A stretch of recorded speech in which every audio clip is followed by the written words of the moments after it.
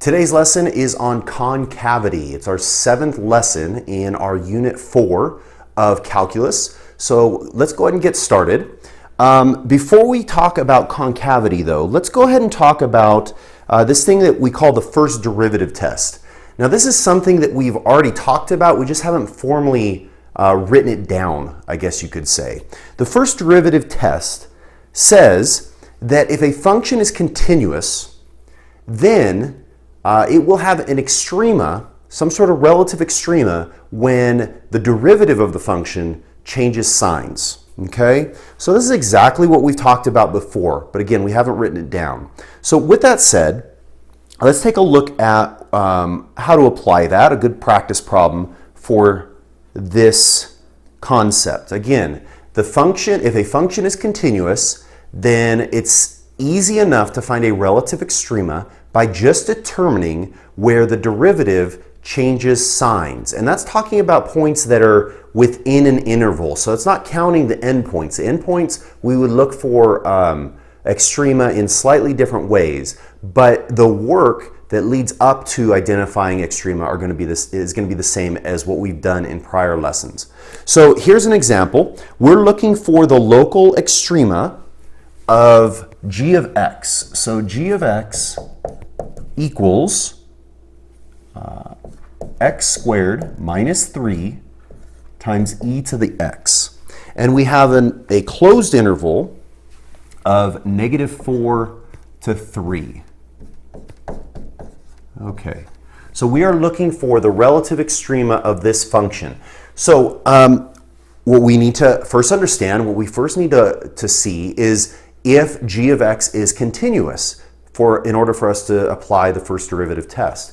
So this function is a continuous function. It's g of x is a product of a parabola and exponential, so it is continuous. So from here, all we have to do is take the derivative. So to take the derivative of this guy, we're going to apply the product rule. So the derivative of the first thing is 2x times the second thing, plus the derivative of e to the x is e to the x, and then times the first thing, so times x squared minus 3. So there's our derivative. And before we go any further, we might want to simplify this and get it into a fully factored form if it's possible. So I'm going to go ahead and distribute the e to the x here. So we end up with 2x times e to the x plus x squared times e to the x minus 3e to the x. And now if we're going to go ahead and combine like terms, or sorry, not combine like terms, but factor, we notice that all of these three terms have a factor of e to the x. So we'll go ahead and factor that out, and we will go ahead and write what's left over in standard form. So we factor out e to the x, and we see what's left over would be 2x, x squared, and -3. So we're going to put that in standard form. That'll say x squared plus 2x minus 3. And then we can see that x squared plus 2x minus 3 actually factors as well. So we would get e to the x times x plus 3 times x minus 1. So now we have our derivative written in a factored form.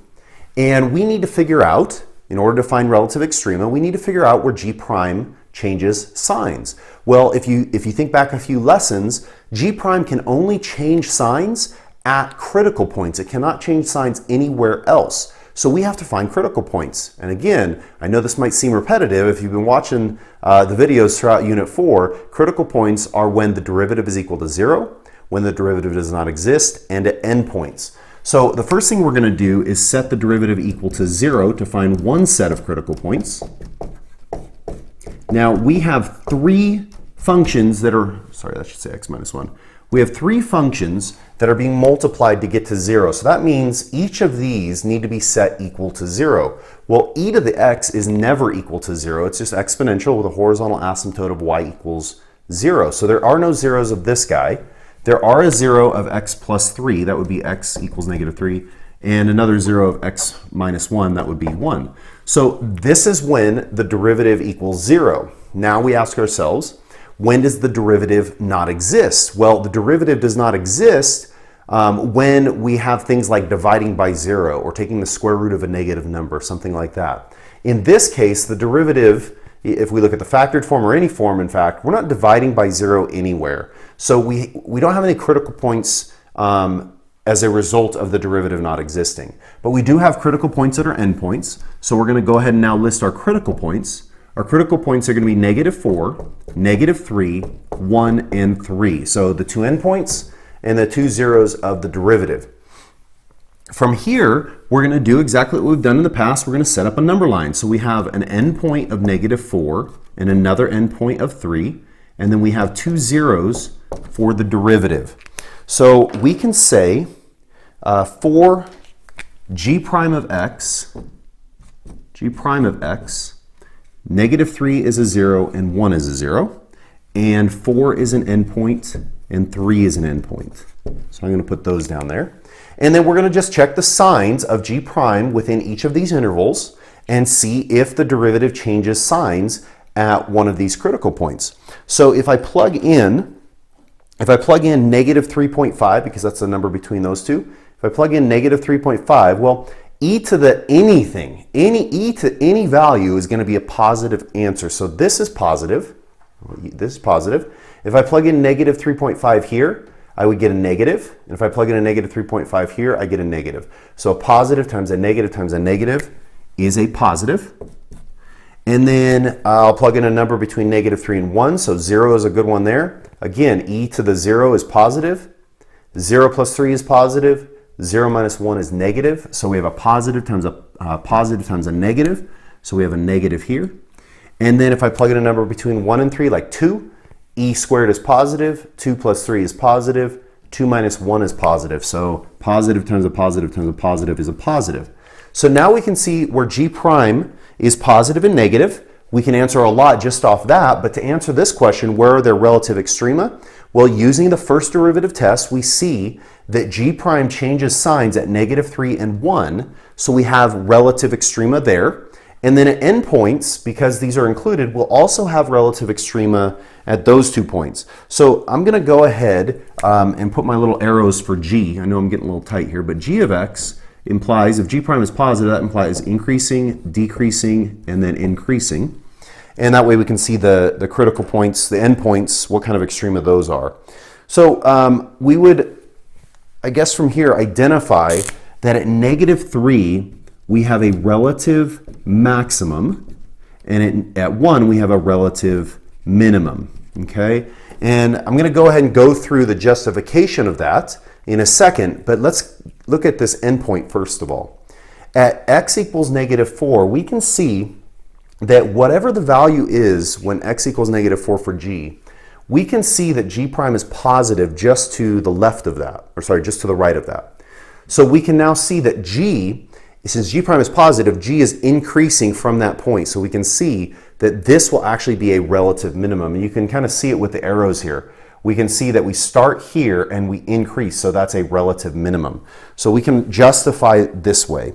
We can say that there is a relative minimum when x equals -4, and then we'd say since g prime of x is greater than 0 for the interval -4 less than x less than -3, okay?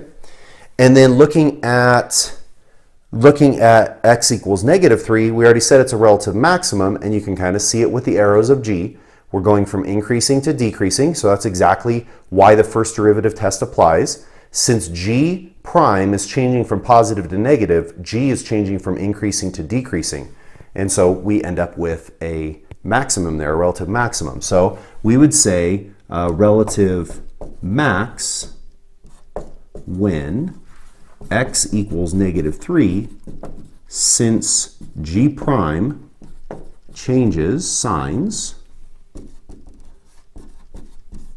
from positive to negative at that point. And then the same type of justification for x equals 1. So we'd have a relative minimum when x equals 1, since g prime changes signs from negative to positive at that point. Okay, and then at the end here, we can see, just looking at these arrows here, we can see that g prime is positive, which means g is increasing to this endpoint. So we have this point here at the end, x equals 3, and the function is increasing to it. So we can see that that's going to end up being a relative maximum. This point is higher than the previous point. So I'm not going to write that justification down. It's going to look very similar to this top one. It'll say there's a relative maximum when x equals 3, since g prime of x is greater than 0, for the interval 1 is less than x is less than 3. So we'd have a relative maximum there. So that's where the relative extrema occur. The question here, though, is what are the relative and absolute extrema? And so from here, we would need to figure out which points are actually the highest points and the lowest points. Since we have a relative minimum at -4 and 1, that means that either one of those is the absolute minimum or there is no absolute minimum. And since we have a relative maximum at -3 and 3, our absolute maximum has to lie in one of those two because we're talking about a closed interval. So from here, we would just figure out what each of these values produce for the g function. And we're going to need our calculator for that because we have an exponential function to evaluate those specific points. And whichever one is the highest point, the highest value is our absolute maximum, and whichever one is the lowest value is our absolute minimum. So just a kind of a recap of this, we took the derivative, we went ahead and simplified it and then completely factored it. We set the derivative equal to 0, found 2 of our critical points. We had 2 more critical points at the endpoints, and then we set up our number line, checked the signs in between. We can see the change in the signs of the derivative, and then we identified the relative extrema. And then from here, I didn't put this up here, but from here, we would go ahead and evaluate each of those 4 points plugging into g. And there's a typo here on this little lesson. It says f of -4. It should say g of -4. But those are the values that we get for g. And we can see as a result of that, that 120.51 is the highest value. So that's our absolute maximum. And then -5.437 is our lowest value. So that's our absolute minimum. So we have a relative minimum there, relative maximum is there, absolute minimum, which is also a relative minimum, and then our absolute maximum at the end there, okay? Now, I do want to go back to the first derivative test real fast to make sure we understand the idea that the function must be continuous for the first derivative test to apply. Remember, we said if the derivative changes signs, you have a relative extrema. But if you have a function that looks something like this, where the function is increasing, okay, maybe to this point, right? And then let's make that an open circle there, okay? And then it changes signs, and the derivative changes signs. So now it goes to decreasing. It goes to decreasing, so we have something that looks like this, okay? We can see that g is increasing on one side and g is decreasing on the other, which means g prime is positive on one side of this point and g prime is negative. So we can see that g prime did change signs. And based on our just logical thinking, based on our number line, we'd say at that point, we'll call this point A, we can see that whatever is going on there, we can see that the derivative is positive and then negative. And so we might be tempted to say that there's a relative maximum at that point. But in fact, there isn't a relative maximum at that point because the value of the function at A has to be, for a relative maximum, has to be higher than all its immediate points surrounding it within a very small window. Well, we can see that it is higher than every point to the right, but it's not higher than every point just to the left. We have points that are immediately above it, just to the left. So there is no extrema at A. And the reason that the first derivative test failed is because the function isn't continuous. So we have to make sure the function is continuous first. Okay, I just wanted to point that out here. Now, let's get on to concavity. The idea of concavity is this idea of trending in which direction. And so when we talk about concavity, we can have a function that is concave up, like this, or a function that is concave down like that. So this is a concave up and this is concave down. And a nice way to remember that is concave up is like a cup, right? It holds water, and concave down is like a frown. Aw. Concave up is like a cup, concave down is like a frown.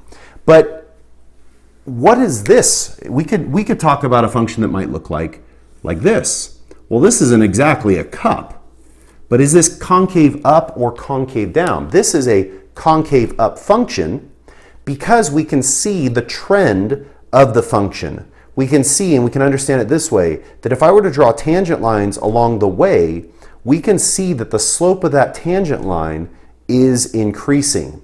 Whereas a concave down function, the slope of the tangent line is decreasing. So it's not just which direction the function is going. Concavity has nothing to do with it. Now we're looking at the trend of the relationship. And so if we're looking at like stock markets or things like that, we can see trends in maybe a stock market or some relationship with diseases or whatever it might be. And we can see that if we start seeing this upward, not upward trend, but upward increase, the rate is increasing is what we're saying. The rate is increasing. We have concave up.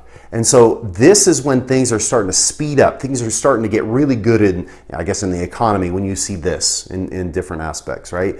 But even if you're going uphill, that's not a bad thing. But then when you start to see this concave down aspect, that means things are starting to slow down. The economy is starting to, it's still good, it's still increasing, but it's starting to slow down. So it's a good predictor that we're getting to our peak, we're getting to our maximum, and we might start trending downwards. So that's kind of an idea of what concavity does for us, okay? But another way, just to repeat a little bit, concavity is the way a function turns as x progresses. It's not a matter of is it just going up or going down, but which way is it turning? Is it turning up or is it turning down or downward? So concave up is the interval for which a function's slope is increasing. Its slope is increasing, not the function, but its slope is increasing. And so we can say that the slope here versus the slope here versus the slope here, well, you would say the slope might be -3, and then maybe it's -2, and then -1, and then 0. The slope is actually increasing because we're going from a great negative to a lesser negative. And then we can see the slope increasing on this side. So that's what concave up is. And then we would justify it this way, and we understand it this way. It's when f prime is increasing, because remember, the word slope in calculus, we can kind of interchange that with f prime. So it's when f prime is increasing, when f prime is increasing. For concave down, it's the exact opposite. Concave down is the interval for which the function slope is decreasing. So we can see that the slope was 4, and then 3, and then 2, and then 1. We can see the slope is decreasing to a point where the slope is 0. And then the slope becomes -1, -2, -3, still decreasing. So the slope is decreasing. It's concave down. And we would see it like a frown. And we would say that since the slope is decreasing, we'd say f prime is decreasing. Okay? And again, concave up is like a cup, and concave down is like a frown. And this is where that chart really comes in handy, because when you're talking about when a function, just f, is increasing, that is when the derivative is positive. Well, now we're talking about if the derivative is increasing, what does that mean? If the derivative is increasing, that means its derivative is positive. So it's just a spiral progression. It keeps going down to the next level. And so just real fast on the chart, right? Positive, negative, positive, negative, positive, negative, and then increasing slash decreasing, increasing slash decreasing, and then here we have concave up slash down. Okay, so we can see this pretty easily. If f prime is increasing, that means its derivative, f double prime, is positive. Well, by definition, a function is concave up when f prime is increasing, or when its slope is increasing. So this is the way to tell if a function is concave up. If you're looking at f, if you're looking at a graph of f, it's concave up by just observing. But f is concave up when, if you're looking at f prime, you see f prime increasing. And now if you're looking at f double prime, you're looking for when f double prime is positive, and that will tell you when f is concave up. So let's go ahead and take a look at an example here. Actually, before we do, this is just to kind of summarize what we just talked about here. We would say a function, if a function is twice differentiable, in other words, if you can take the second derivative of a function, then it will be concave up when the second derivative is positive. The function will be concave up when its second derivative is positive. Well, you can't tell if f double prime is positive unless you can take the second derivative. That's why it must be twice differentiable. And then we could say the function is concave down when y double prime is less than 0, or when y double prime is negative. So let's go ahead and take a look at an example of this so we can get our heads around it. Good practice problem. We're going to look at an analytical example. So here we have f of x. F of x is equal to 1/6 x to the third minus 1/2 x squared. And we are looking for the intervals for which the function is concave up and concave down. Well, this function is twice differentiable because it's polynomial. So we can go ahead and take the first derivative here. So f prime of x is equal to 1/2 x squared minus x. Okay, and then we're going to go ahead and take the second derivative now. The second derivative is just going to be x minus 1. So that's a nice, easy function to be looking at. Remember, a function is concave up when its second derivative is positive. So here we are at the second derivative. Because this is an analytical approach, because I gave you a function rather than a graph, I gave you the function, we can't just observe concavity through f. We can't see what's the concavity here. We can't observe when f prime is increasing. We just can't see it. But we can see when a function is positive or negative, and that's exactly why we have to go down to the second derivative here. So a function is concave up when its derivative is increasing or when its second derivative is positive. So we're going to go through the motions just like we did in terms of determining where a function is increasing or decreasing. Now we're going to look at it the same way, but now we're looking at the second derivative. So we're going to find not critical points, but points of interest. Critical points are reserved. The term critical points are reserved for the idea of a function having extrema, or a derivative changing signs, a derivative equaling 0 or derivative not existing. Here we're talking about the second derivative, so we don't use the term critical points. We'll just say points of interest. So we're going to go ahead and set this equal to 0, and we see that f double prime is equal to 0 when x equals 1. Maybe we look for when f double prime does not exist. Well, f double prime is a line, so it always exists. So now we can set up a number line for f double prime. So f double prime of x and x, so f double prime of x is equal to 0 when x equals 1. And so now we'll check signs on either side of this just to keep it consistent. We'll pick a number over here like -5 maybe. If I plug in -5 to the second derivative, I'll end up with a negative value. And then if I plug in maybe +5 to the second derivative, I'll end up with a positive value. And so what I like to do at this point is to understand how this relates to each one of those functions so we can see what's happening here. Let me go ahead and actually bring this number line down a little bit so I have some room. Here we have f double prime of x and 1, and we have a 0 at 1, and what do we say? We said that it was, second derivative was negative over here and positive over here. So now I'm going to translate that in light of f prime of x. Okay? So now, if the derivative of f prime, the second derivative, if the derivative of f prime is negative, that implies that f prime is decreasing. And if the derivative of f prime is positive, that means f prime is increasing. Okay? Now, let's go back to the function f of x. Well, if the slope, if the derivative is decreasing, if the slope is decreasing, that implies that f is concave down, so I'll just draw like a frown. And since f prime, the slope is increasing, f is concave up. So I'll draw something that looks like a cup. So this is just an idea, a number line idea of what's going on. Again, number lines don't justify anything, but it's a good way of seeing what's going on.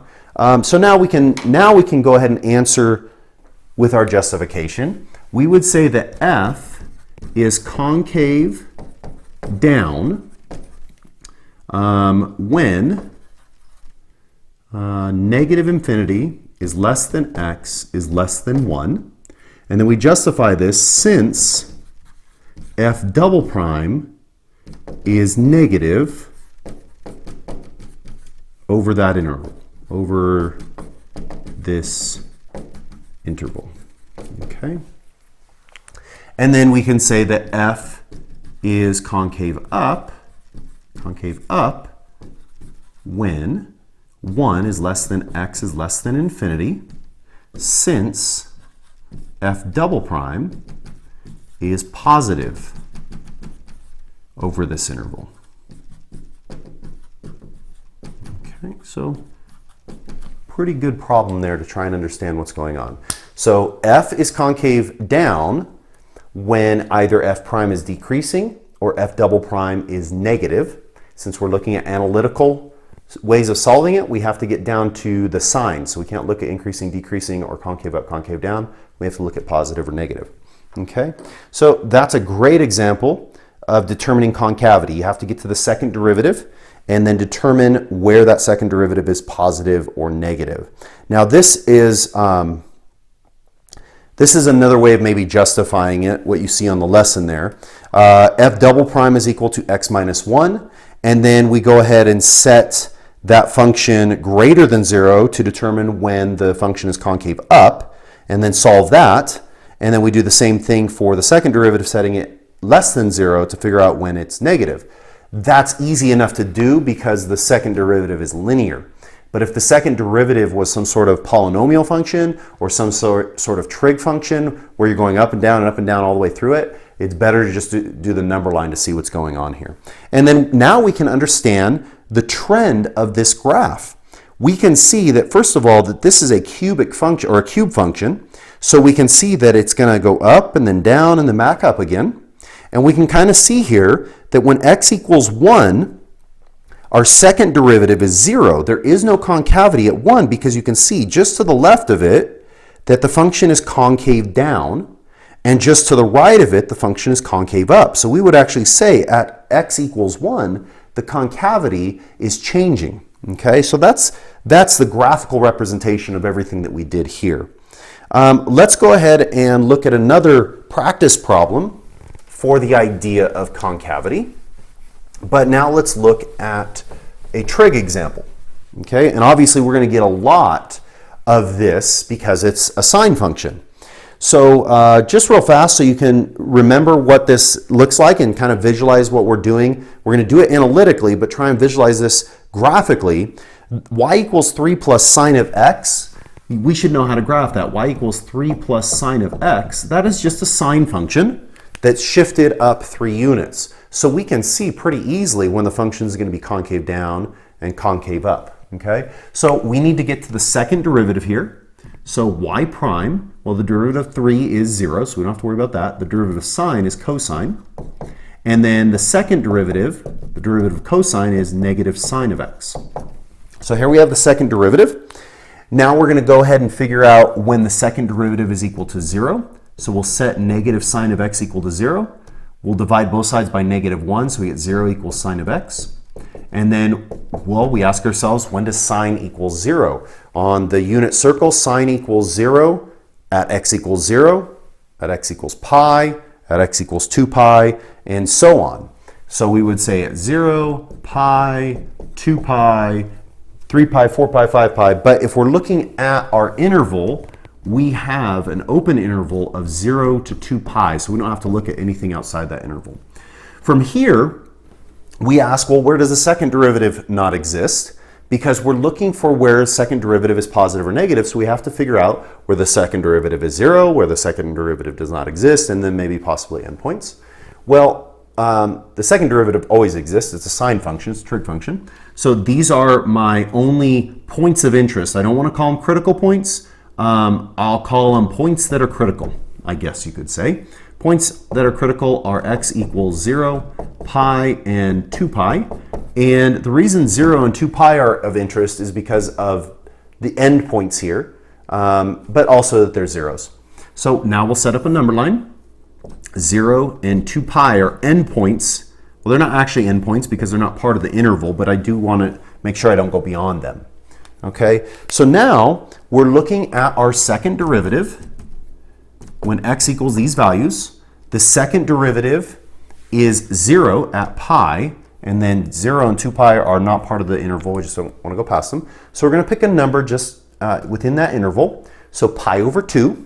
We'll plug pi over 2 into our second derivative in order to figure out the sign of the second derivative. So if I plug in pi over 2, sine of pi over 2 is 1. And then we have a negative up front, so this is going to be negative within this interval. And then we'll plug a value between pi and 2 pi.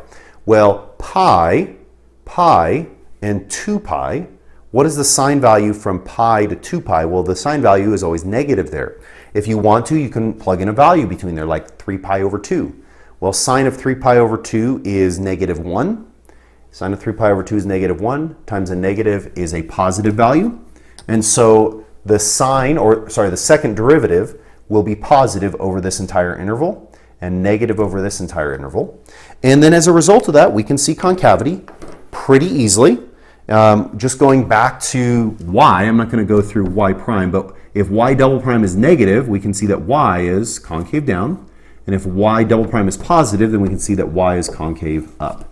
And so there's our answers hidden in the number line, but we need to justify it, and number lines don't justify. So we would say that y is concave up over the interval pi is less than x is less than 2 pi, since y double prime is positive over this interval. Oops.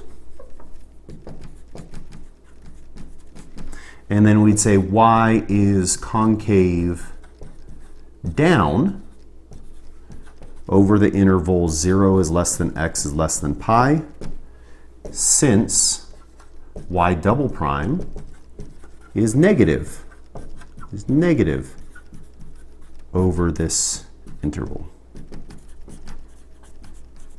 All right, so there's the idea of concavity. Now, there is the graph looking at the lesson there. We have the graph of 3 plus sine of x. We can see that at x equals pi, just like a normal sine function, we're changing from this idea of concave down to the idea of concave up. And so we can see that the second derivative is changing signs at pi. Therefore, the function is changing concavity at x equals pi. And so we can see concave down over here because the second derivative is negative, and we can see concave up here because the second derivative is positive.